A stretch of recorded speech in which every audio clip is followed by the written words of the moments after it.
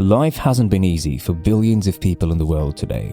While struggling through, some have achieved it in life. But how did they do it? If one could scale through this busy life, what about you? If we fall, we always need someone or a driving force to pull us back on our feet, and one of the best ideas is to apply the 13 life-changing lessons from Jordan Peterson. Lesson 1. Stand up straight with your shoulders back. Denying your responsibility to manage pain might result in a hopeless victim mindset.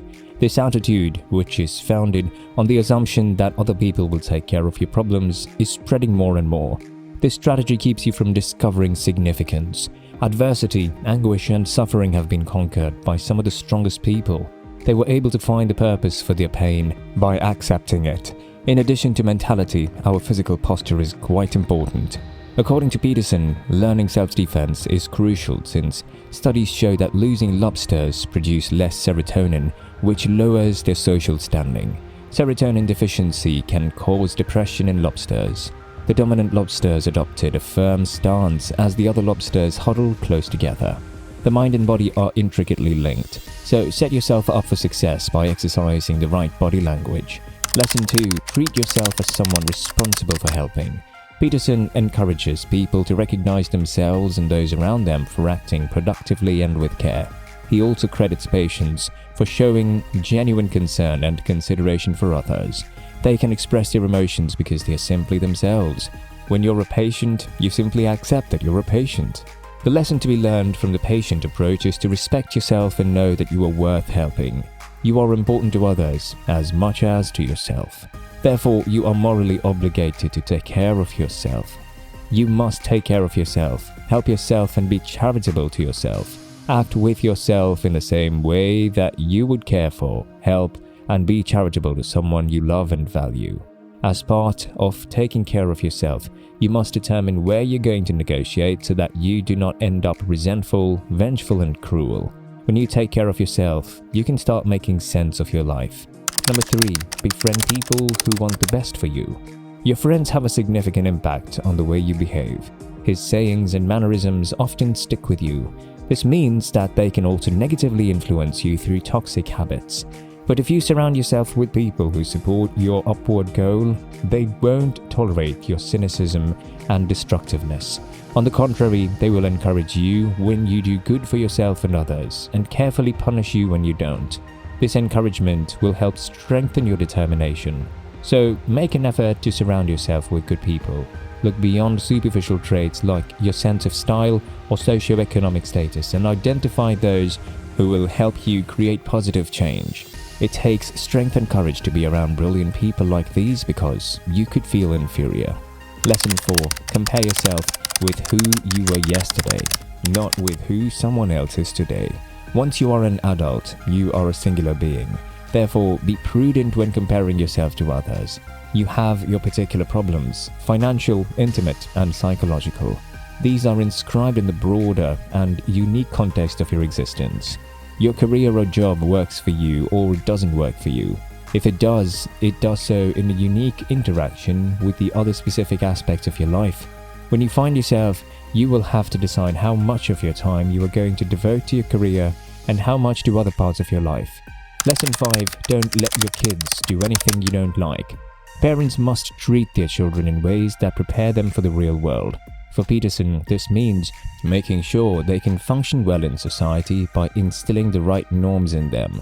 Children run the terrible risk of social rejection when parents choose to ignore this. This can seem like a high-pressure challenge because our children are blank slates that will impact future generations. Deciding what to write in these blank slates can be paralyzing. First, Peterson encourages readers to accept the innate aggressiveness of human beings. This is why almost everyone has a story of bullying in their childhood. To overcome this aggressiveness, the author believes that his main concern should be raising kind children. This does not mean that you should become your child's best friend. This would prevent you from enforcing the rules necessary for your child to become a better person.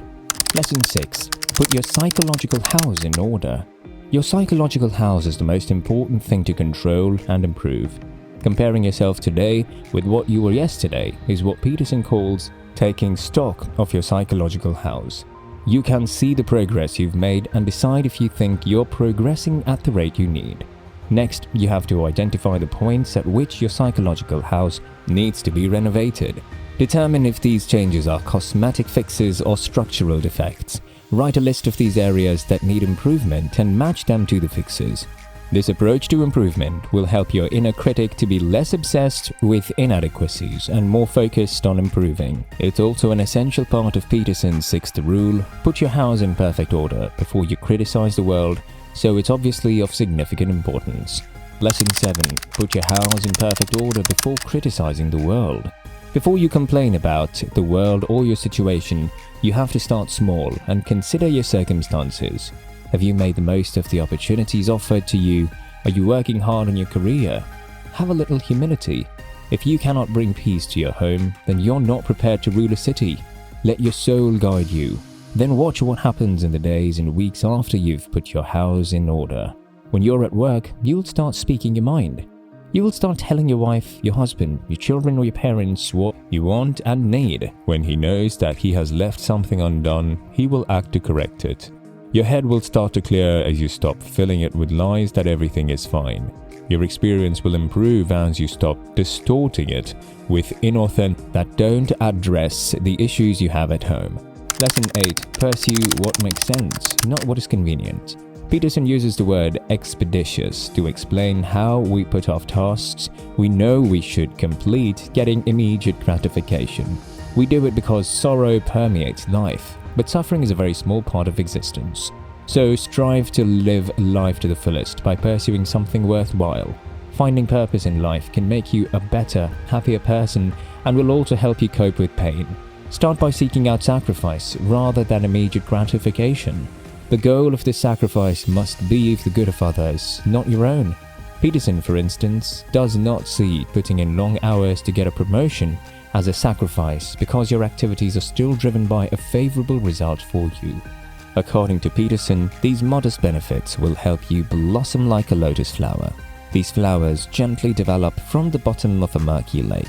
Lotus flowers eventually bloom wonderfully in the sunlight. This is how making sacrifices for the benefits of others may ultimately make your life far more satisfying. Lesson 9. Tell the truth, or at least don't lie. You can control the world with words to achieve your goals. Both lying to others and lying to oneself fall under this category.